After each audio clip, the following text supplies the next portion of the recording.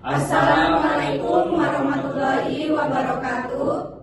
Saya selaku Ketua Kelompok 3 yang bernama Muhammad Izin Ashraf Faki, NIM 23011061, dan anggota saya Tia Melasya Putri dengan NIM 230141014, dengan Abi Melinda dengan NIM 230141052. Saya Jelita Lamur Purba dengan NIM 230141024. Saya Winda Ibratiwi dengan NIM 230141008. Saya Ilmu Marsya dengan NIM 230141058. ingin mempresentasikan hasil proyek kami yang berjudul Rancangan Interpretasi Struktur Sistem Monitoring Gangguan Jaringan pada PT PLN.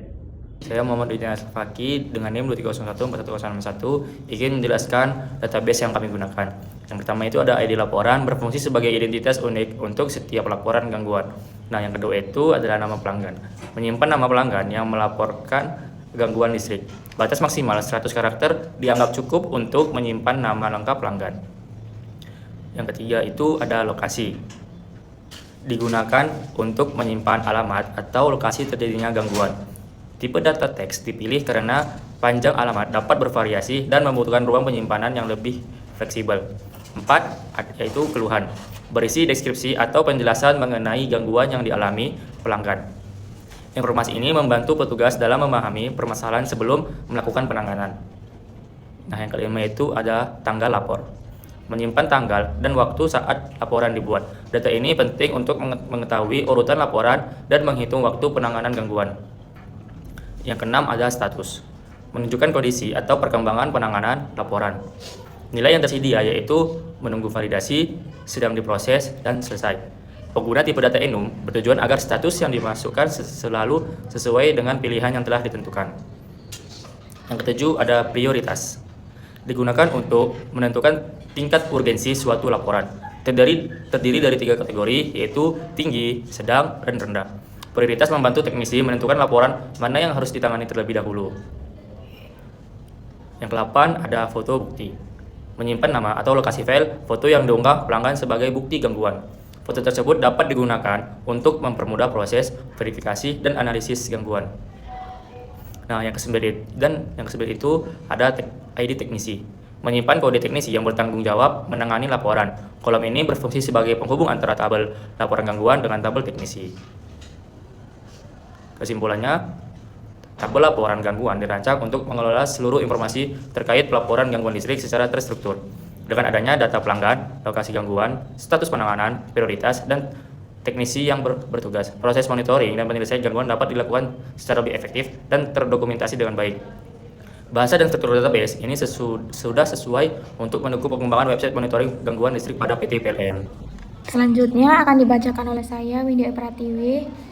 Di sini ada struktur folder project. Yang pertama, ada folder assets. Folder ini digunakan untuk menyimpan file pendukung tampilan website seperti gambar, logo, dan foto kantor PLN.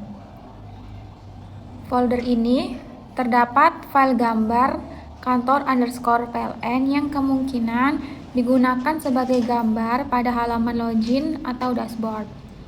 Kemudian yang kedua ada folder out.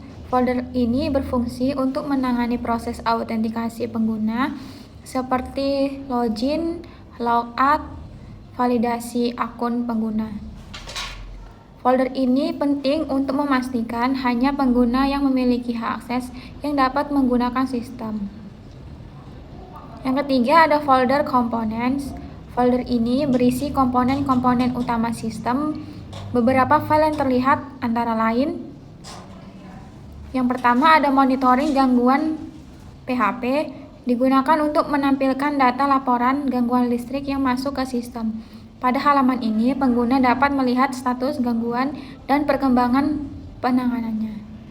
Selanjutnya akan dilanjutkan oleh saya Ilmu Marsya. Yang kedua, penugasan teknisi PHP berfungsi untuk mengelola penugasan teknisi terhadap laporan gangguan yang telah diterima. Admin dapat menentukan teknisi yang bertanggung jawab menangani gangguan tersebut. Yang ketiga, riwayat perbaikan digunakan untuk menyimpan dan menampilkan riwayat perbaikan yang telah dilakukan oleh teknisi. Yang keempat, laporan statistik berfungsi untuk menampilkan data statistik laporan gangguan seperti jumlah laporan selesai, sedang diproses, maupun laporan yang masih menunggu penanganan. Yang kelima, pengaturan sistem. Digunakan untuk mengelola konfigurasi sistem seperti pengaturan pengguna atau parameter sistem lainnya. Yang keenam, modal tambah merupakan form yang digunakan untuk menambahkan data baru ke dalam sistem, misalnya laporan gangguan baru. Yang ketujuh, header PHP dan sidebar digunakan sebagai komponen antarmuka agar tampilan website lebih rapi dan konsisten pada setiap halaman. Selanjutnya akan saya jelaskan oleh AP Melinda. Saya akan menjelaskan folder config yang ada di dalam folder PLN. Folder config, folder ini biasanya digunakan untuk menyimpan konfigurasi koneksi database MySQL sehingga website dapat terhubung dengan database untuk melakukan proses penyimpanan dan pengambilan data. Selanjutnya ada folder upload. Folder ini digunakan untuk menyimpan file yang diunggah oleh pengguna seperti foto lokasi gangguan, bukti perbaikan, dokumen pendukung. Selanjutnya ada file index PHP, merupakan halaman utama yang pertama kali dijalankan ketika website diakses. File ini berfungsi sebagai penghubung antar halaman dan pusat navigasi sistem. Selanjutnya, dari file tersebut ada kesimpulan. Secara keseluruhan, website ini merupakan sistem monitoring gangguan listrik PLN berbasis web yang bertujuan untuk mempermudah proses pencatatan, pemantauan, dan penyelesaian gangguan listrik. Struktur proyek telah dibuat secara modular dengan memisahkan komponen berdasarkan fungsi masing-masing, sehingga memudahkan proses pengembangan, pemeliharaan, dan pengolahan sistem di masa yang akan mendatang.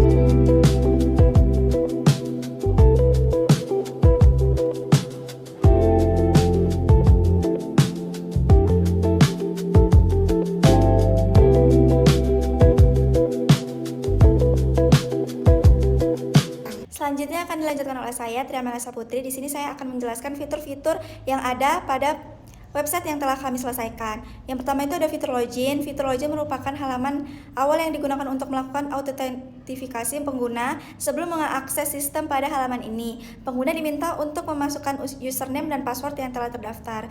Tujuan fitur login adalah untuk menjaga keamanan data serta memastikan bahwa hanya pengguna yang memiliki hak akses yang dapat mengelola informasi dalam sistem. Yang kedua itu ada fitur dashboard.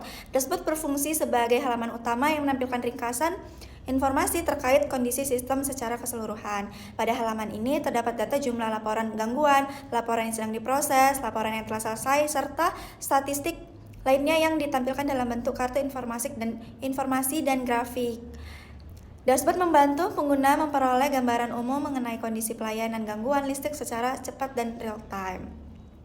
Selanjutnya itu ada laporan gangguan. Fitur gangguan digunakan untuk mencatat dan mengelola laporan gangguan yang disampaikan oleh pelanggan. Pada menu ini, admin dapat menambahkan data laporan baru yang berisi informasi pelanggan, lokasi gangguan, tingkat prioritas, serta deskripsi permasalahan yang terjadi. Data yang telah disimpan akan menjadi dasar dalam proses penanganan gangguan oleh teknisi. Selanjutnya itu ada monitoring gangguan. Fitur monitoring gangguan digunakan untuk memantau perkembangan setiap laporan yang masuk. Melalui halaman ini, pengguna dapat melihat status laporan seperti menunggu validasi, sedang diproses, atau telah selesai. Selain itu, informasi mengenai lokasi gangguan dan prioritas penanganan juga dapat dipantau secara langsung sehingga memudahkan proses pengawasan dan pengambilan keputusan. Selanjutnya ada penugasan teknisi. Fitur penugasan teknisi digunakan untuk mengatur dan mendistribusikan pekerjaan kepada teknisi yang bertugas menangani gangguan listrik. Admin dapat memilih laporan gangguan yang masuk dan menetapkan teknisi yang sesuai berdasarkan kebutuhan penanganan. Dengan adanya fitur ini, proses pembagian tugas menjadi lebih terstruktur dan meminimalkan keterlambatan dalam penanganan gangguan. Selanjutnya akan dijelaskan oleh saya cerita alam bor purba, yaitu ada riwayat perbaikan. Fitur riwayat perbaikan ini berfungsi untuk menyimpan dan menampilkan data seluruh perbaikan yang telah dilakukan oleh teknisi. Informasi yang tersedia meliputi identitas laporan teknisi yang bertugas, waktu perbaikan, serta hasil penanganan gangguan data. Data riwayat ini dapat digunakan sebagai bahan evaluasi dan dokumentasi untuk meningkatkan kualitas pelayanan di masa mendatang. Laporan dan statistik. Jadi fitur laporan dan statistik ini digunakan untuk menyajikan data dalam bentuk laporan dan visualisasi statistik. Pada halaman ini ditampilkan informasi seperti jumlah total laporan, tingkat penyelesaian gangguan, jumlah laporan aktif, serta presentasi efisiensi penanganan. Fitur ini membantu pihak manajemen dalam melakukan analisis kinerja dan pengambilan keputusan berdasarkan data yang tersedia.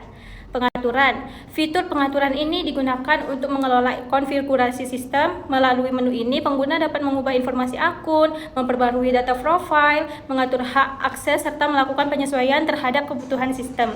Fitur ini bertujuan untuk menjaga agar sistem tetap sesuai dengan kebutuhan operasional pengguna. Logout. Fitur logout digunakan untuk mengakhiri sesi penggunaan sistem. Setelah logout dilakukan, pengguna akan keluar dari akun yang sedang digunakan dan harus melakukan login kembali untuk mengakses sistem. Fitur ini berperan penting dalam menjaga keamanan data dan mencegah akses tidak sah oleh pihak lain. Nah, jadi kesimpulan website monitoring gangguan listrik PT PLN dirancang untuk membantu proses pengelolaan gangguan listrik secara terintegrasi, mulai dari pencatatan laporan, pemantauan status gangguan, penugasan teknisi, dokumentasi, hasil perbaikan, hingga penyajian laporan dan statistik. Dengan adanya sistem ini, proses pelayanan gangguan listrik dapat dilakukan dengan lebih efektif, efisien, dan mudah dipantau oleh pihak PLN. Sekian penjelasan dari hasil proyek kami. Semoga dapat bermanfaat, menambah ilmu serta wawasan bagi teman-teman semua. Lebih dan kurangnya kami mohon maaf. Sekian, terima kasih. Assalamualaikum warahmatullahi wabarakatuh.